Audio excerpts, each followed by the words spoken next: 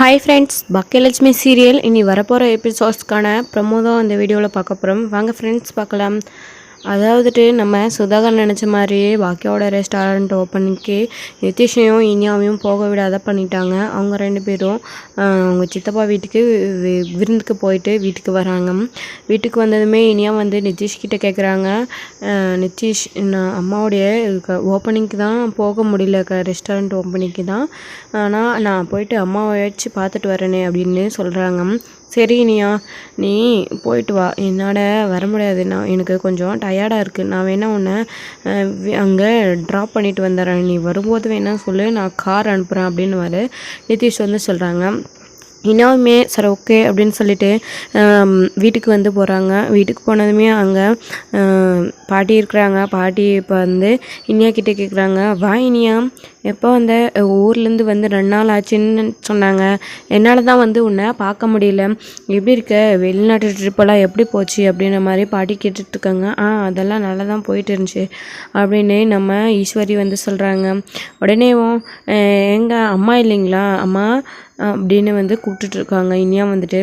அப்போ ஈஸ்வரி வந்துட்டு சொல்கிறாங்க, அவள் எங்கே இருக்கிறா, அவன் அந்த ஹோட்டல் ஆரம்பிச்சிருக்கிறாள் அந்த ரெஸ்டாரண்ட்டுன்னு, அங்கே போயிட்டு ஏதாவது செஞ்சிட்ருப்பா, இன்னும் அவள் வரல அப்படின்ற மாதிரி பாட்டி கோவத்தோடு சொல்லவும் இனியா இருந்து கேட்குறாங்க, என்ன பாட்டி ஏன் இப்படி பேசுகிறீங்க, அம்மாவை ஏன் இப்படி ஒரு மாதிரி கோவமாக பேசுகிறீங்க அப்படின்னு கேட்கவும், என்ன இனியா, இருக்கிற 2 ரெஸ்டாரண்ட்டை பார்த்துக்க முடியலையா, அதெல்லாம் போக வச்சுட்டு இப்போ ஏதோ புதுசாக ஆரம்பிக்கிறேன்னு போயிட்டு இருக்கா அப்படின்னு சொல்லவும், இனியாவுக்கு விஷயம் தெரிஞ்சதுமே அங்கே வந்து எழில் வந்து வராரு. எழில் வந்ததுமே எழில்கிட்ட கேட்குறாங்க இனியா, என்னென்ன பாட்டி ஏதோ சொல்கிறாங்க அப்படின்னு சொல்லிட்டு, பாட்டி நீங்கள் அமைதியாகவே இருக்க மாட்டிங்களா, இப்போ எதுக்கு இனியா கிட்ட இந்த விஷயத்த சொன்னீங்க அப்படின்னு கேட்கவும், உடனே இனியா இருந்துட்டு, நான் கேட்டதுக்கு பதில் சொல்லுண்ணே, என்னென்ன பாட்டி சொல்கிறதெல்லாம் உண்மையா அப்படின்ட்டு, ஆமாம் இனியா, உங்கள் அங்கிள் வந்துட்டு அதான் அந்த சுதாகர் அங்கிள் இருக்கிறாங்கல்ல, அவர் தான் ஒரு ரெஸ்டாரண்ட்டை அம்மா கிட்டே சைன் பண்ணி எழுதி வாங்கிட்டார் இல்லையா, ஆனால்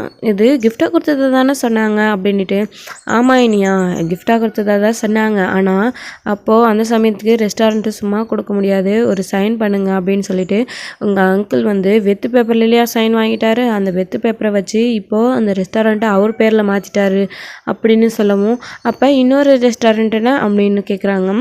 அதையுமே வந்துட்டு அவருக்கு ஏதோ பிஸ்னஸ் லாஸ் அப்படின்னு சொல்லிட்டு விற்றுட்டாங்க அப்படின்னு சொல்லிட்டு எனக்கு காலி பண்ணிடுங்கன்னு சொல்லி காலி பண்ணிட்டாங்க அம்மா. அதையுமே வந்து அங்கிள் தான் வாங்கியிருப்பார் அப்படின்ட்டு அம்மா வந்து சொல்லிட்டுருக்காங்க.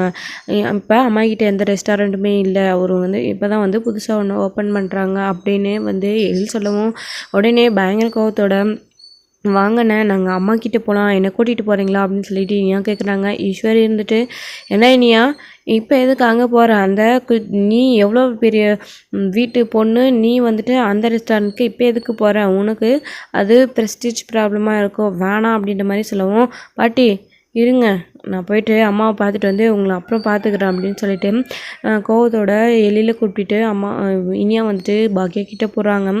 அங்கே போயிட்டு விஷயத்த வந்து இனியா கிட்டே பாக்கியா கிட்டே கேட்குறாங்க. இனியா வந்துட்டு அவங்க வந்து சொல்கிறாங்க, என்ன எழில் இதெல்லாம் எதுக்கு இனியா கிட்டே சொன்னீங்க அப்படின்னு வந்து அவங்க கேட்கவும், என்னம்மா நீ அண்ணனை எதுக்குமா மிரட்ட, நான் கேட்டதுக்கு பதில் சொல்லுமா, அண்ணன் சொன்னதெல்லாம் உண்மையாம்மா, என்னால் தானம்மா உனக்கு இந்த ரெஸ்டாரண்ட் போச்சு அப்படின்னு வந்து இனியா கேட்கவும், அப்படியெல்லாம் எதுவும் இல்லையா இனியா குட்டி, நான் வந்து உனக்கு அந்த ரெஸ்டாரண்ட்டை கிஃப்டாக தான் கொடுத்தேன், அதெல்லாம் எதுவும் நீ ஃபீல் பண்ணிக்காத விடு, அம்மா ஃபஸ்ட்டு எப்படி முன்னேறி 2 ரெஸ்டாரண்ட்டை ஓப்பன் பண்ணணும், அதே மாதிரி இந்த குட்டி ரெஸ்டாரண்ட்லேருந்து பெரிய ரெஸ்டாரண்ட்டுக்கு வருவேன் அப்படின்ற மாதிரி பாக்கியா சொல்லதும், இனியா வந்துட்டு அதெல்லாம் இல்லைம்மா, நான் எப்படியாவது அந்த அங்கிள் கிட்ட பேசி உங்களுக்கு நான் அந்த ரெஸ்டாரண்ட்டை வாங்கி கொடுக்குறேன், நீங்கள் வந்து அந்த ரெஸ்டாரண்ட்டை எவ்வளோ கஷ்டப்பட்டு நடத்திட்டு வந்தீங்க, ஓப்பன் பண்ணிங்க, முன்னேறி வந்தீங்க அப்படின்னு எனக்கு தெரியும், நடுங்கம்மா அப்படின்ற மாதிரி இனியா வந்து கூட்டிகிட்டு வந்து போலீஸ் ஸ்டேஷனுக்கு போய் கம்ப்ளைண்ட் பண்ணி நம்ம கேட்கலாம் வாங்கம்மா அப்படின்ற மாதிரி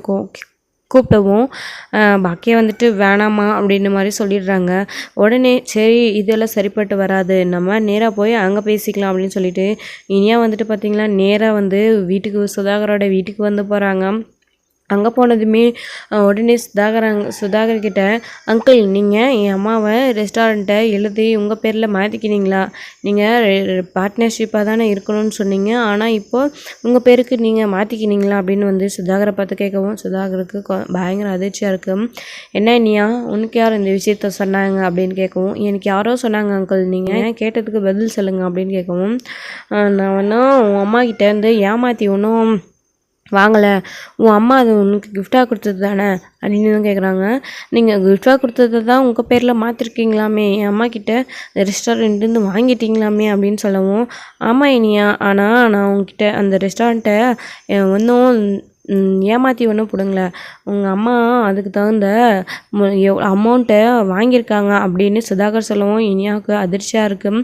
என்ன அங்கிள் சொல்கிறீங்க அப்படின்னு. ஆமாம் இனியா, நான் வந்துட்டு எவ்வளோ பெரிய பிஸ்னஸ் மேன், நான் ஏன் உன்னை கல்யாணம் பண்ணுவேன்னு தெரியுமா, இன்னும் என் பையனுக்கு கல்யாணம் பண்ணி வச்சேன்னு தெரியுமா, அந்த ரெஸ்டாரண்ட்டு எனக்கு ஏற்கனவே தெரியும், ஆனால் உன் அம்மா கிட்ட கேட்டதுக்கு எனக்கு அந்த ரெஸ்டாரண்ட்டை கொடுக்க மாட்டேன்னு சொல்லிட்டாங்க, அதனால தான் உன்னை போயிட்டு என் பையனுக்கு கட்டி வச்சு என் பையனுடைய வாழ்க்கையை அழிச்சிட்டேன், அந்த ரெஸ்டாரண்ட்டுக்கும் உன்னை தான் கல்யாணம் பண்ணிவிட்டு நாங்கள் வந்தோம் அப்படின்ற மாதிரி சொல்லவும் அவருக்கு வந்து பயங்கர அதிர்ச்சியாக இருக்குது.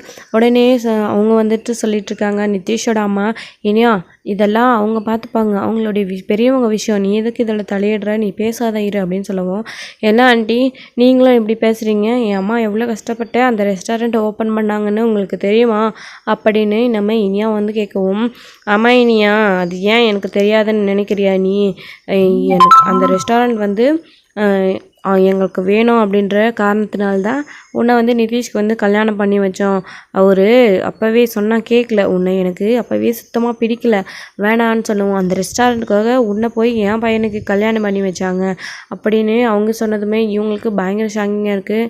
இல்லை அங்கிள், நீங்கள் இந்த ரெஸ்டாரண்ட்டை நம்ம அம்மைக்கே திருப்பி கொடுத்துருங்க அப்படின்னு வந்து கேட்கவும், என்ன இனியா என்ன பேசிட்டுருக்குன்னு தெரிஞ்சு தான் பேசுகிறியா, நான் போய் இந்த ரெஸ்டாரண்ட்டை திருப்பி கொடுக்குறதா அப்படின்ற மாதிரி அவங்க சொல்லிகிட்ருக்காங்க.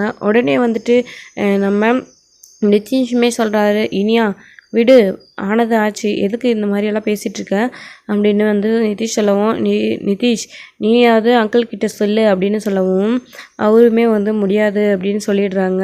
இது கேள்விப்பட்டதுமே இனியாவுக்கு எப்படி இந்த ரெஸ்டாரண்ட் வாங்கணும்னு எனக்கு தெரியும், எந்த வழியில் போய் வாங்கணும்னு எனக்கு தெரியும் அப்படின்னு சொல்லிட்டு இனியா நேராக வந்து பார்த்திங்கன்னா போலீஸ்கிட்ட போயிட்டு கம்ப்ளைண்ட் பண்ணிடுறாங்க.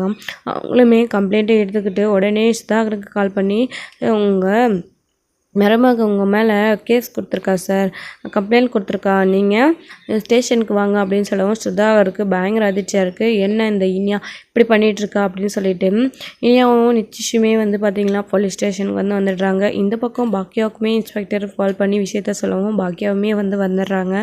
வந்து உடனே இனியா கிட்டே கேட்குறாங்க போலீஸ் வந்து, சார் இந்த மாதிரி என் அம்மாக்கிட்ட இந்த அங்கிள் வந்து ஏமாற்றி வந்து ரெஸ்டாரண்ட் வந்து வாங்கிட்டாங்க, நீங்கள் எப்படியாவது திரும்பவும் அதை என் அம்மாவுக்கே கொடுக்க சொல்லுங்கள் அப்படின்னு வந்து இனியா சொல்லவும் இன்ஸ்பெக்டர் வந்து கேட்குறாரு தாக்கர்கிட்ட, என்ன உங்கள் மருமக சொல்கிறதெல்லாம் உண்மையா அப்படின்ட்டு.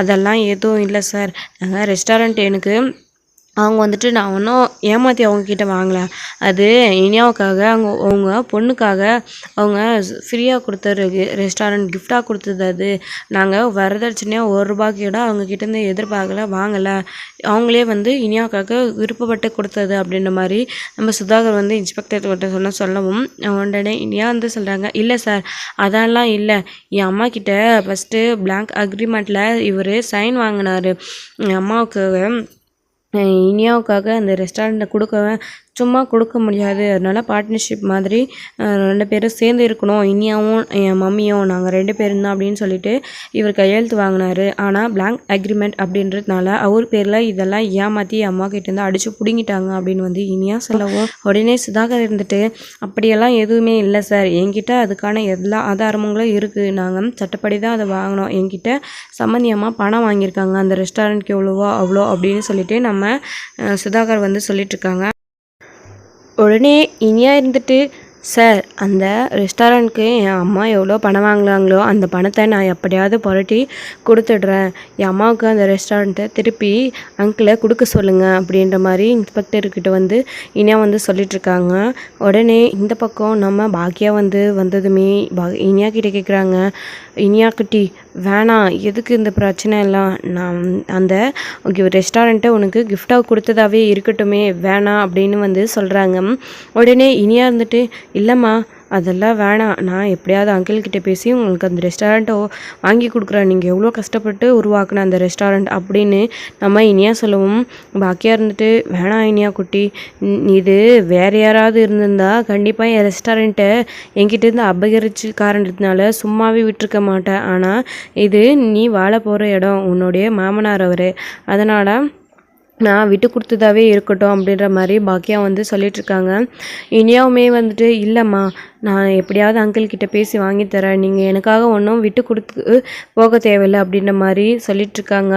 இதை கேட்டு யோசிச்சுட்டே வந்து இனியா வந்து நின்றுட்டுருக்காங்க. பாக்கியா வந்து ரெஸ்டாரண்ட்டை திரும்பவும் நீ வாங்கி வேணாம், உனக்கு கிஃப்டாக கொடுத்தாமே இருக்கட்டும் அப்படின்னு சொல்லவும், இப்படி பாக்கியாவும் இனியாவும் இந்த பக்கம் பேசிகிட்டு இருக்கும்போதே வந்து பார்த்திங்களா, இன்னொரு பக்கம் ஈஸ்வரிக்கு விஷயம் தெரிய வருது. ஈஸ்வரிக்கு விஷயம் தெரிஞ்சதுமே நம்ம கோபிக்கிட்ட ஈஸ்வரி கத்திட்ருக்காங்க. பாத்தியாடா கோபி, இந்த பாக்கியா இனியா கிட்ட எல்லாத்தையும் விஷயத்தையும் சொல்ல போய் இப்போயே எங்கே வந்து நிற்கிது வந்து பார்த்தியா அப்படின்னு